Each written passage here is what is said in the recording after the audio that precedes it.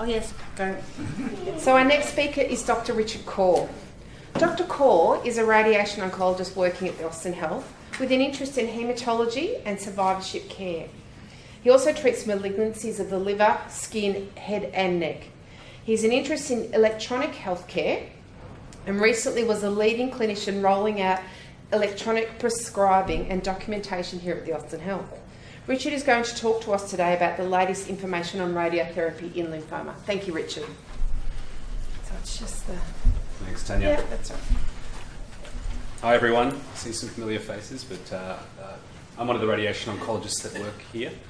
Our job is to basically see where radiation could be applied in various lymphomas and other types of malignancies. So, in fact, haematologists mainly deal with just haematology and malignancy, but we deal with a whole host of different types of malignancies across the spectrum of what we would see. So I have a special interest in haematology, and I've been here for about 4 years now as the lead haematology radiation oncologist. So it dawned on me that actually not everyone in this room would have run into radiation before as part of the haematology sphere. So I've put a few primer slides in, and I hope you don't mind if this is a bit boring, just let me know. But we deal in X-rays, so the radiation that we deliver is X-rays, and so in terms of where that sits on, you've got your radio that you listen to here, and the gamma rays from outer space, and the radiation sits in this area of the energy spectrum here, which is actually, you can't see it, so it's invisible.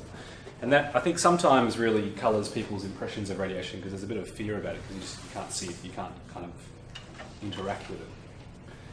But we deal with it on a daily basis, and we don't have too many problems with it, actually. Radiation works by damaging a cell's DNA. So when you give it to a patient using this type of machine here, the patient will lie here, the beam comes out through here. These things actually here are panels to take X-rays and look inside the patient as we're doing the treatment. But the tumour cells themselves have defective reproductive machinery, which makes them divide over and over again. So when we give the radiotherapy, we're basically killing off the DNA inside the tumour cells, and because they don't have the proper reproductive machinery there, they'll eventually get killed by the radiation because they're unable to repair the damage that's caused by the radiation itself.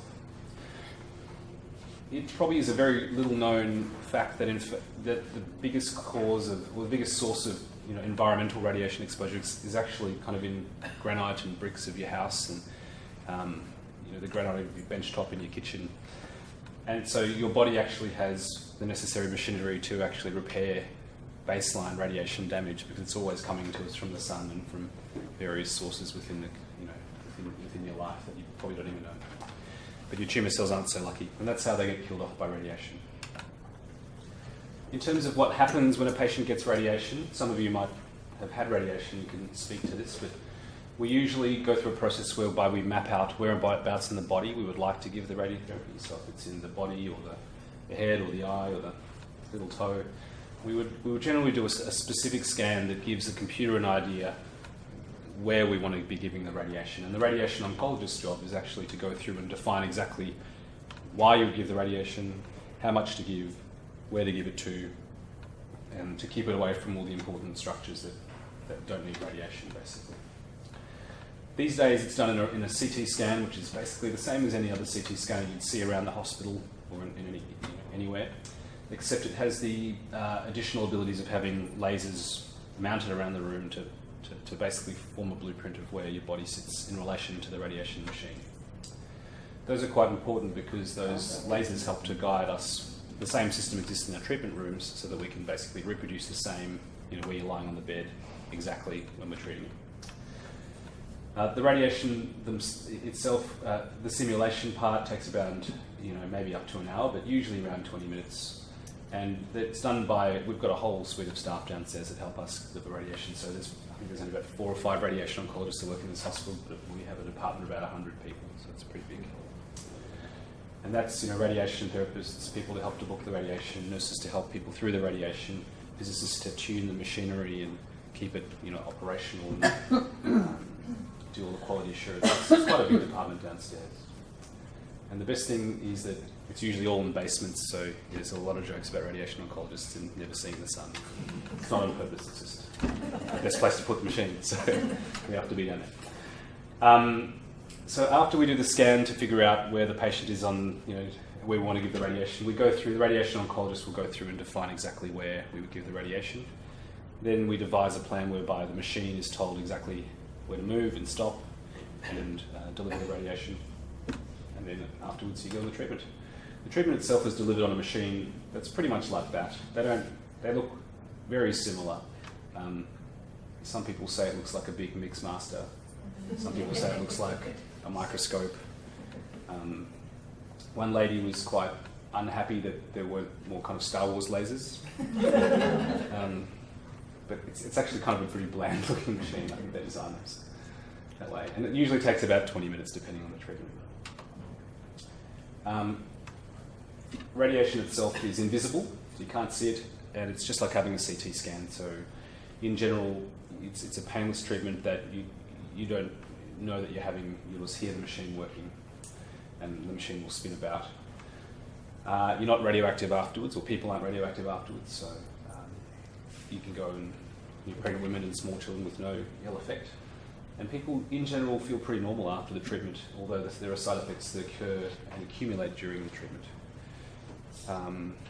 Those side effects tend to vary depending on whereabouts we give the radiation, as opposed to chemotherapy where it's a dose that you give to the body and then you know that there might be a certain set of side effects. They really get personalised with the radiation. So with that in mind, as a kind of a general primer, Tanya asked me to talk about what's new in radiation. So I didn't know exactly where to start, because some people might have had radiation 30 years ago. So I started right at the beginning. So, in fact, radiation has been used. It was discovered in 1895 by this guy, William Röntgen, and that's one of the first X-rays that was ever taken with his stuff. And within about 3 or 4 years, in fact, people were treating cancers with that. Pardon me?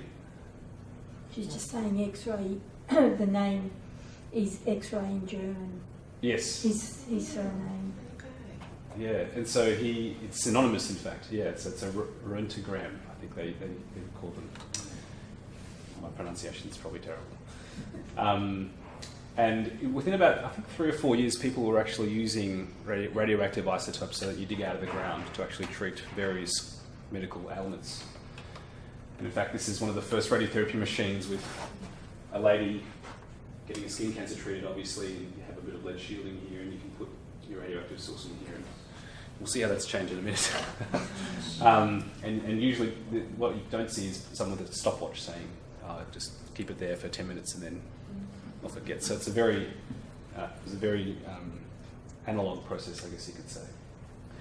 And in fact, things probably didn't change that much until around World War II. So does anyone know what that thing is there? It's a radar. So in fact, the radar has a little thing inside of it that in fact powers your microwave as well. And that was all discovered in the kind of 1940s in the war. And that allowed us to really increase the penetration of the X-rays, basically. So before, they were limited to treating things that you could see and touch on the outside of the body. And by the time it got down into the middle of your body, where probably a lot of the interesting tumours are, there was too little of it to really do anything kind of fancy. So fast forward to 2017, where you've got lovely looking machines now this is actually probably one of the most advanced machines you can buy. And it has a robotically controlled arm that can follow patients as they're breathing in and out. And not walking around the room, but if you're breathing, you could. And it'd actually probably be a bit creepy if it was walking around. So if tumours are moving, it can follow the tumours and treat them. And it can treat. Obviously, the arm has a lot of positions you can assume to treat patients. Things have moved a very long way in a relatively short period of time since the 1950s. And in fact, when I think about what's changed, even since I was training,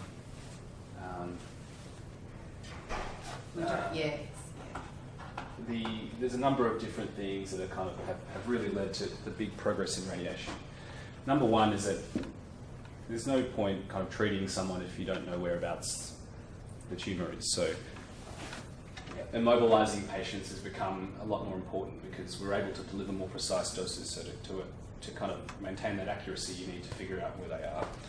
And the two things that really drive that are, one, we have a lot more devices that we can use to help to keep people in the same position, so it's reproducible every day. And number two, when you're on the treatment, you know, there's a lot of x-rays that you can use and various tracking devices that you can use to make sure that what we plan to give is actually what we give on a day-to-day basis. So a lot of the work we do now is verified using CT scans or x-rays or, you know, other types of matching specifically on the radiotherapy machine. So every day, every treatment, almost every minute that we treat, we know where the tumour is, which is quite a difference to holding a bit of stuff against your face. And then finally, you know, we can actually do it in real time. So you can see that's the scan of a patient that's breathing, and we can see whereabouts the liver's moving in relation to the treatment. And so obviously, breathing is a big problem for us. It's actually usually pretty healthy for patients, but we need to figure out how to get around that. I'll talk a little bit about that later. In terms of radiotherapy itself, if you think about how radiation is a beam that just goes out in a very straight line. Attention, please. Could Wendy Joseph please return to Clinic 1 immediately? Wendy Joseph, please return to Clinic 1 immediately. So, you know, to treat a deep-seated tumour, the easiest way to do it is to shine a beam straight through the patient. Of course, that means that most of the dose accumulates up here, and then it gets less and less as it goes through the patient. So by the time you get here, you might be giving more to here than here. So obviously, that's a very old way of doing things. If you extend that concept, you might give one from the back, one from the front, to get kind of a very straight edge there. Which means you'll miss the stuff to either side, but you'll give a very high dose in between. And then obviously you can do maybe a 4-field approach. This is kind of getting to the 1990s now, where we were able to move the treatment around and CT plan patients, or get very fancy and have lots and lots of beams. But if you extend that concept all the way around, in fact what we do now for a lot of treatments is to use one beam that rotates around the patient.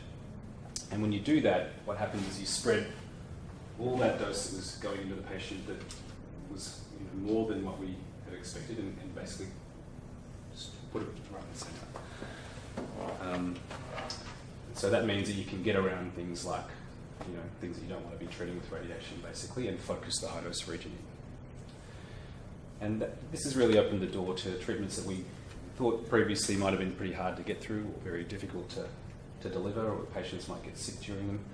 It means that we can extend our treatment envelope in terms of what we think is a good tumour to treat. And you can see here, one of the biggest things is that in the olden, well, it's probably not that long ago now, but let's see, 5 to 10 years ago we might be using treatments that were straight through and through. But these days what we can do is just wrap the dose around where we think the tumour is, this little red bit here.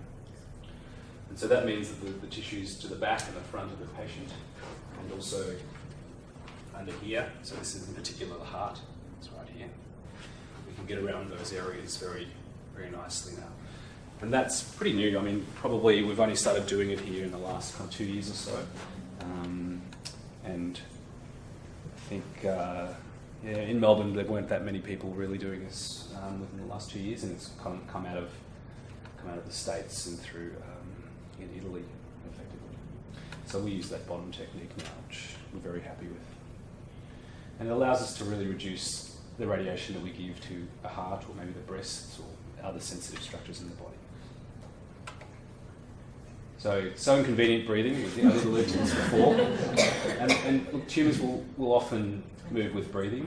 And you can imagine if you were trying to treat that with radiation, it'd actually be pretty irritating. So, and think what we would usually do is treat the whole extent of where the tumour was moving, because you don't want to be treating or missing the tumour when it moves out in the breathing side. So, what we do now is, and I think I started this program about 12 months ago now, is we actually get you to hold your breath. And in fact, the beam only turns on when when you're in the right position. There are a number of ways to do it, but we use a system that basically it's almost like a snorkel. And when you breathe into it, there's a bag that collects the air and it gets bigger and smaller. So when the bag is, a certain measurement, we can make the machine cut off, and so the snorkel basically stops people, so people can breathe out against that snorkel, and it means that they're able to hold their breath for a fair bit longer than if they didn't have it in there. And then while they're in that breath hold position, we measure exactly where the tumour is, and we can treat in that position. So that probably has almost a bigger effect than the fancy dose distributions I showed you earlier, because it allows you to have a lot more certainty about where the tumour is, every time you treat. I don't know how much time I've got. You've got plenty, Richard. Okay. I've put in a few slides about, those are the modern radiotherapy principles, I think, help us to extend the treatment envelope to treat less of the patient. But there are a lot of other ancillary technologies that we use, and obviously a lot of study going into who to apply the treatment to and so on. So probably one of the biggest things that we're using PET scans more. I mean, you probably, if you're a haematology patient, you've probably had, your fair share of PET scans, but we are actually using them for more and more things, both in selecting patients for radiation, design radiotherapy treatments, and also to personalise the treatments. This is some data that I generated while we were at the Peter Mac, and in fact it shows that radiation can be used, well, PET scans can be used to basically sort people for who would be most of benefit for radiation. Obviously, the radiation will only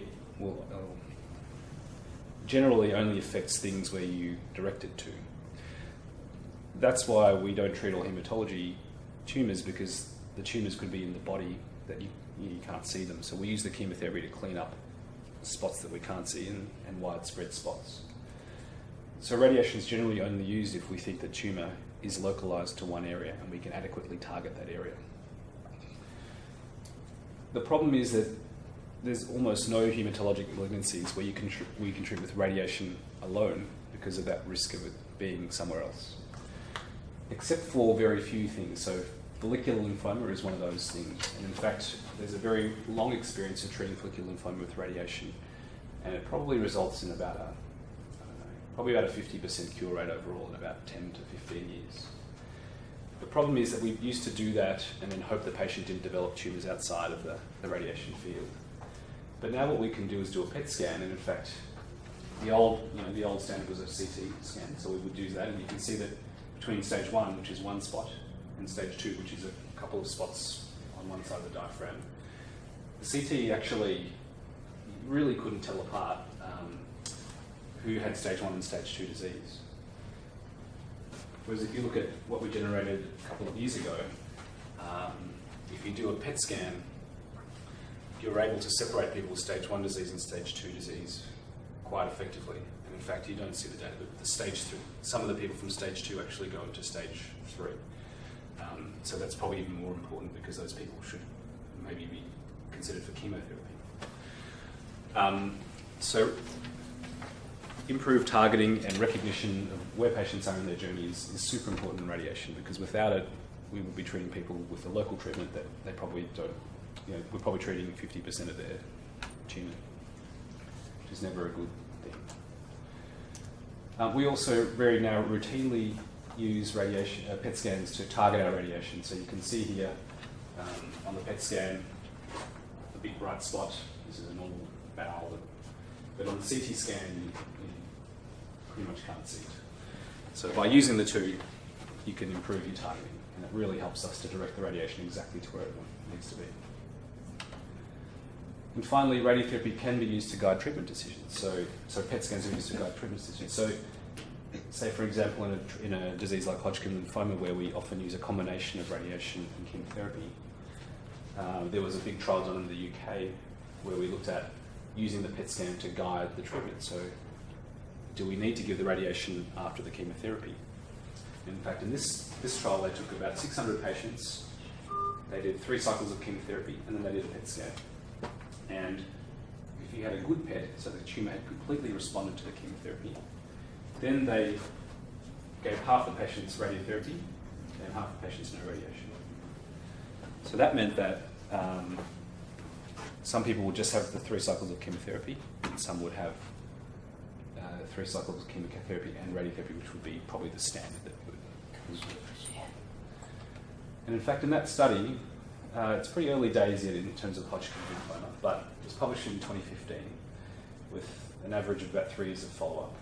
And you can see that at the 3-year mark, which is here, there's only a very small difference between the outcomes of those patients. And that's quite important because in the past we would usually say that at that time point, maybe about 15% of patients who didn't get radiation would have basically got their lymphoma back. But it showed that the gap was a lot smaller than we thought in patients who had had a complete response in the PET. So that's obviously